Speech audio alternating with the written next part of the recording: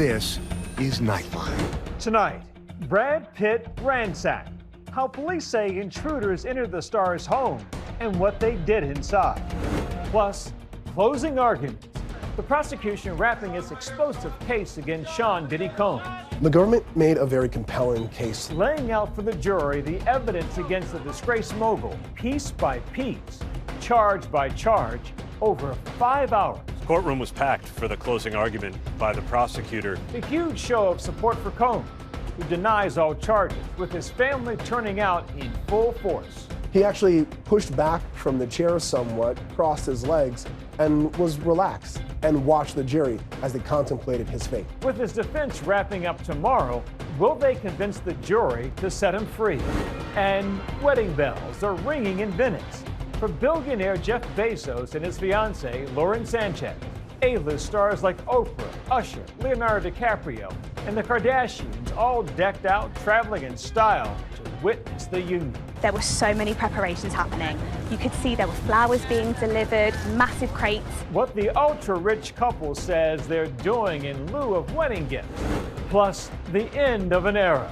Vogue editor-in-chief and fashion icon Anna Wintour with a shocking announcement.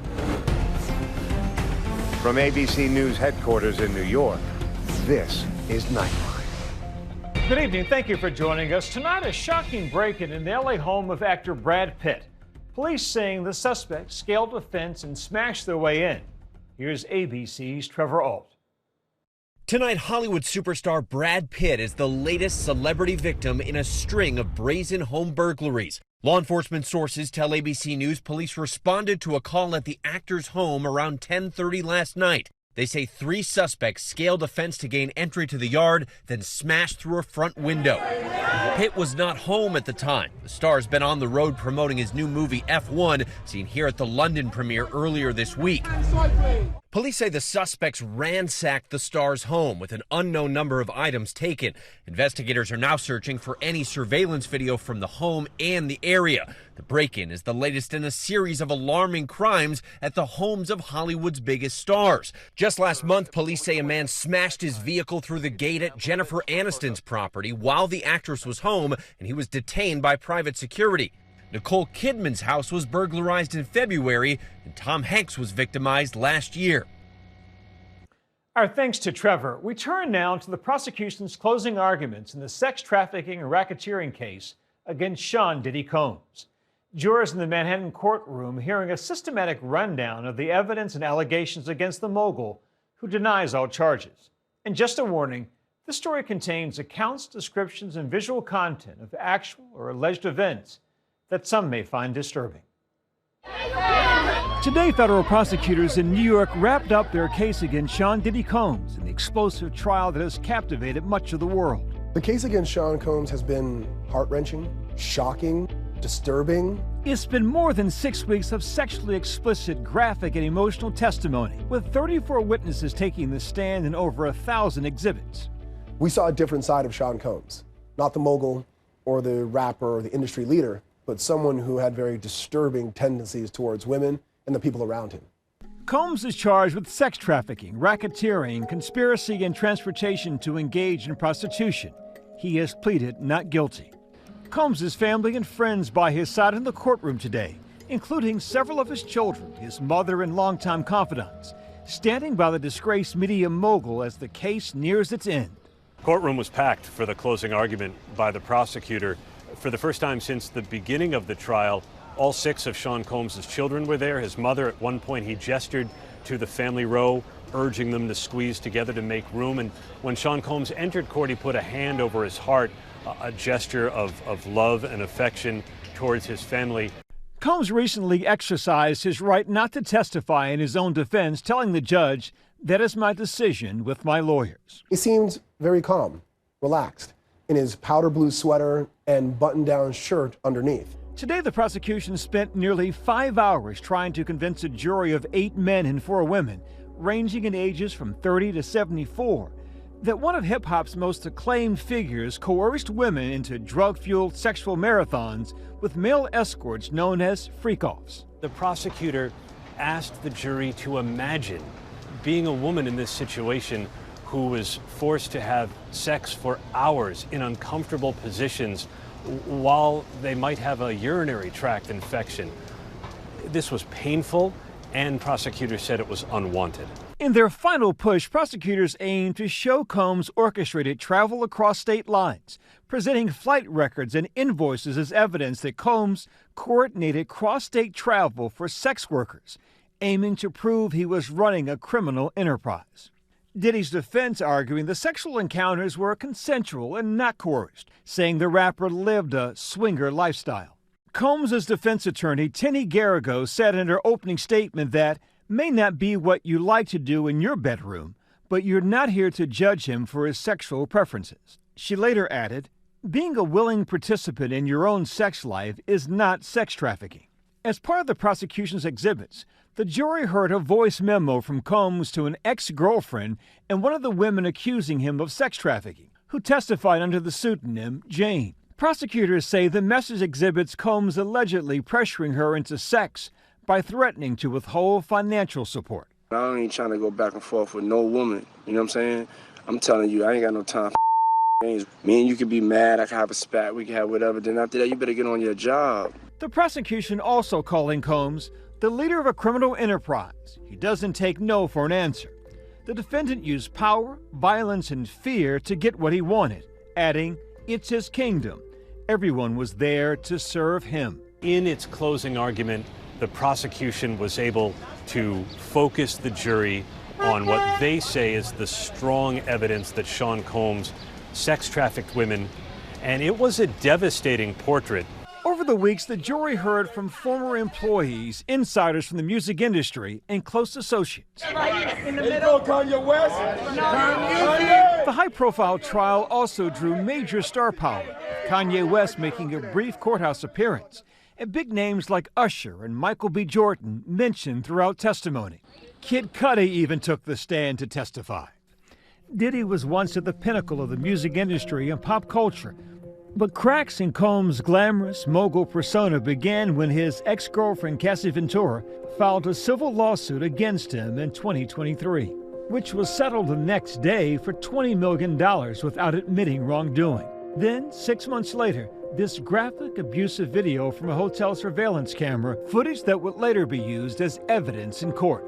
Though Combs first denied all wrongdoing, after CNN released the video, he put out a statement on social media. I hit rock bottom, but I make no excuses. My behavior on that video is inexcusable. But for Combs, that was just the beginning. The details of that civil lawsuit and that abusive video leading to the federal investigation, his arrest, and now his ongoing trial. Over 4 emotional days of testimony, Cassie described in detail the alleged abuse, including physical assaults, threats, and instances of alleged forced sex, which she testified Combs referred to as freak-offs. Cassie is the heart and the essence of this trial. Without her or the Intercontinental video, there might not be a case here. Her testimony was powerful. It truly showed the elements of sex trafficking. It showed also some of the repercussions or what happens when an individual is allegedly trafficked. Cassie testified how Combs initially proposed encounters that he called voyeurism, where he would watch me have intercourse and sexual activity with a third party, specifically another man, all within the first year of their relationship. Cassie testifies she continued to participate in freak-offs. I knew it wasn't something I wanted to be doing, but I was in love and wanting to make him happy. I didn't feel like I had much of a choice, didn't really know what no could turn into. Cassie said the freak-offs became so frequent they became weekly events. In their cross-examination, defense attorneys tried to portray Cassie as a willing participant in a consensual relationship, presenting text messages that seemingly showed Cassie at times initiating the freak-offs. At one point texting, "Freak off with a girl?" Combs responding, "What makes you want to do that?" But it was another witness, an ex-girlfriend under the pseudonym Jane, who tearfully described her tumultuous 3-year relationship with Combs, which began in 2021 and ended when he got arrested in 2024. Jane testified she also experienced similar sexual demands that Cassie Wintour testified to, days-long hotel nights with male sex workers, fueled by drugs and baby oil while Combs watched. Her testimony has really struck a chord. Not just her testimony stand alone, her testimony buttresses, corroborates everything Cassie Ventura said. These women, they were beaten, they were threatened. Along with Cassie, Jane is another alleged victim here, and her testimony doesn't just carry the allegation of sex trafficking, it also carries the allegation of transportation to engage in prostitution. I think the connection and also the similarities between the two show to the jury that potentially this is not a mistake. This is a scheme or course of conduct, and I use those words because that's how you describe a RICO. In closing arguments, the prosecution showed a text message thread between Jane and Combs' former chief of staff, Christina Cora. Jane claims Combs threatened her if she did not participate in hotel nights. Jane writing, "He just threatened me about my sex tapes that he has of me. He said that he would expose me and send them to my baby daddy." Tomorrow, the defense makes their final case to the jury. The defense called no witnesses, relying only on cross-examination, and expect the defense to argue that the women federal prosecutors said were trafficked were not victims, but long-term girlfriends who were in relationships with Sean Combs because they loved him and because they were willing to participate in his polyamorous lifestyle. The government's case was very compelling. During closing argument, AUSA Slavic stood just feet away from the jury, giving her closing argument. And at times, they seemed very entranced with what she was saying, taking notes. But other times, the jury seemed to look away, uninterested in what she was saying or somewhat skeptical in the way that she defined or articulated how facts came into this case. That may be the opening for the defense to raise reasonable doubt and how they present their facts tomorrow. We'll, of course, continue to follow this trial. When we come back, it's one of the most talked about celebrity events of the year as the rich, famous, and powerful descend on Venice. Wedding of Jeff Bezos and Lauren Sanchez.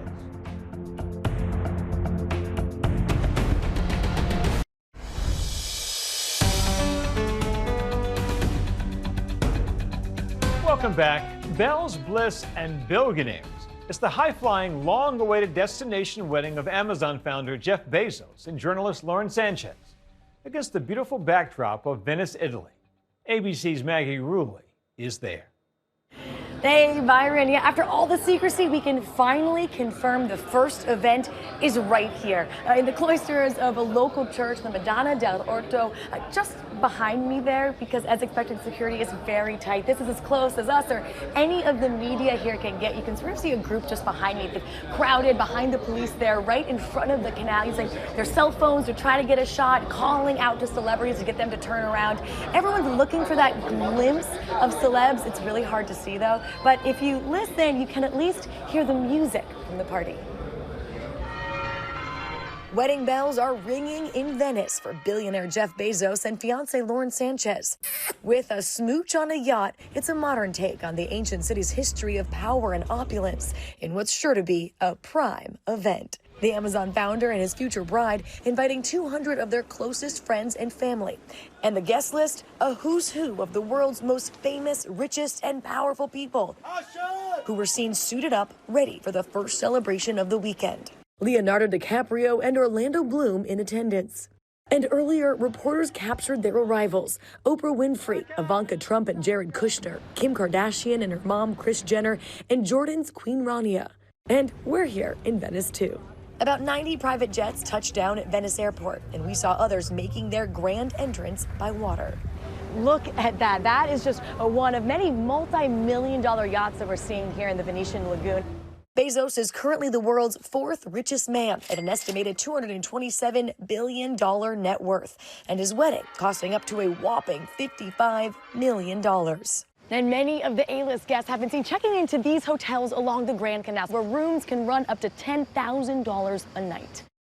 Security is tight at tonight's first kickoff event held in the gardens of Madonna dell'Orto, a local prominent church. It's a prelude, all leading up to the main event, a reported black tie wedding extravaganza, potentially located at San Giorgio Island. Why do you think there's something happening on San Giorgio? So when I was there a couple of days ago, there were so many preparations happening. You could see there were flowers being delivered, massive crates, We even got a glimpse of potentially a colour scheme because there were white flowers, orange flowers with little dashes of purple. It was really great to see everything coming together. So one thing's for sure, there is something happening on the island. And with this much money and power concentrated in one floating city, security and secrecy are paramount and a challenge. So this is one of the reasons why it is so logistically difficult to plan a wedding like this in Venice. This is how everyone gets around, whether you're in a taxi like I am, getting to work, police, construction. Everyone gets around on these boats. And now just imagine doing this with billionaires, movie stars, and tech moguls. And to add to these logistical hurdles, protesters who have taken over famous landmarks. A Bezos mannequin floating on an Amazon box dumped in the Grand Canal. And Greenpeace unfurling this banner in San Marcos Square. If you can afford to shut down a city for a wedding, then yes, you can pay more taxes, and yes, you can help out people in the world that need it. That's how I feel about it. I think it's absolutely ridiculous. And I'm sorry that Venice has to go through that. Some groups now threatening to plan major demonstrations the day of the wedding. Protesters claim that because of their threat of demonstrations on the wedding day, the couple was forced to move one of their venues here. This is called the Arsenal, an old Navy shipyard. And you can see it has 2 miles of these tall, thick brick walls, potentially the perfect place for privacy. But not all locals are unhappy, like John, who lives and works in hospitality here in Venice. I think that Bezos made the best choice for his wedding. Have you noticed that business is busier because of the wedding? Yes, absolutely. The work on the city is at high level in this moment, and everybody is excited or anxious for the event. The couple keeping it local. Reportedly 80% of vendors for the wedding will be Venetian businesses. And in the wedding invitation obtained by ABC News, the couple requests no gifts from their guests and says they'll donate to 3 Venetian charities instead. Our thanks to Maggie. When we come back, Vogue editor-in-chief Anna Wintour makes a shocking announcement. It's got the fashion world buzzing.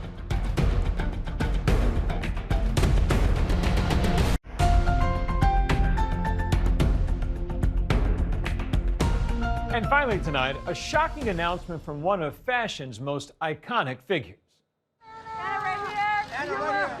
Longtime U.S. Vogue editor-in-chief Anna Wintour today saying she's stepping down from the role she's famously held for 37 years, and on which Meryl Streep's character in The Devil Wears Prada is not so loosely based. You're wearing a sweater that was selected for you by the people in this room.